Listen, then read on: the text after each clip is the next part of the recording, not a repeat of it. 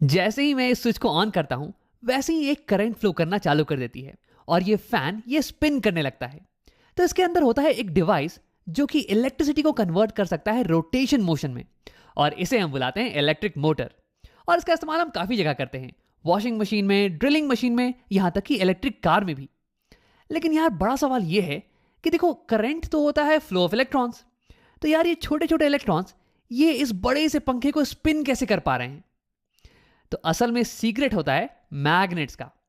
देखो, पिछले वीडियो में हमने देख रखा है कि अगर हम एक करंट कैरिंग कंडक्टर को एक मैग्नेटिक फील्ड में डालें तो ये एक पुश महसूस करेगी, एक फोर्स फील करेगी।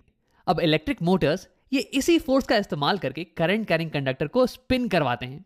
आओ देखते हैं कैसे। तो इसके लिए मैंने ले लिया है कुछ मैग्नेट्स को, जिनके कारण की होने वाला है मैग्नेटिक फील्ड। और अगर इसमें हम डालेंगे एक करंट कैरिंग वायर को, तो वो एक फोर्स को एक्सपीरियंस करने वाला है।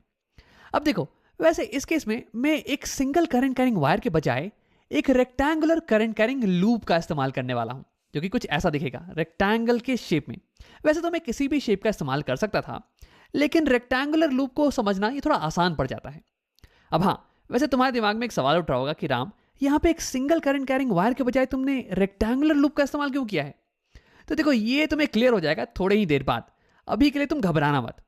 और हाँ, यहाँ पे ये सर्किट कंप्लीट भी होना चाहिए था। यहाँ पे एक बैटरी होती पोटेंशियल डिफरेंस के लिए, और कुछ वायर्स होती जिससे करंट जाए और फिर करंट आए बैटरी में, लेकिन मैंने उसे दिखा नहीं रखा है। ये मैं तुम्हें बाद में दिखाने वाला हूँ। तो देखो, इस रेक्टेंगुलर लूप की हर एक साइड ये एक करंट कैरिंग कंडक्टर की तरह बिहेव करेगी, जो कि मैग्नेटिक फील्ड में रखी हुई हो। जैसे कि ये वाली साइड को ले लो, ये करंट कैरी कर रही है और ये मैग्नेटिक फील्ड में है। सिमिलरली ये वाली भी मैग्नेटिक फील्ड में है और ये वाली साइड भी मैग्नेटिक फील्ड में है। यानी कि इन सब पे अलग अलग फोर्स लगने वाला है, और हो सकता है कि इसके कारण ये लूप ये रोटेट करना चालू कर दे। आओ देखते हैं। अब ये लूप कैसे मूव करेगा, ये पता लगाने के लिए तो मुझे हर साइड पे लगने वाले फोर्स की डायरेक्शन का पता लगाना पड़ेगा। और इसके लिए हम इस्तेमाल करने वाले हैं फ्लेमिंग के लेफ्ट हैंड रूल का, जो कि कहता है कि अपने लेफ्ट हैंड की तीनों उंगलियों को कुछ ऐसे खोलना कि ये एक दूसरे के परपेंडिकुलर हो।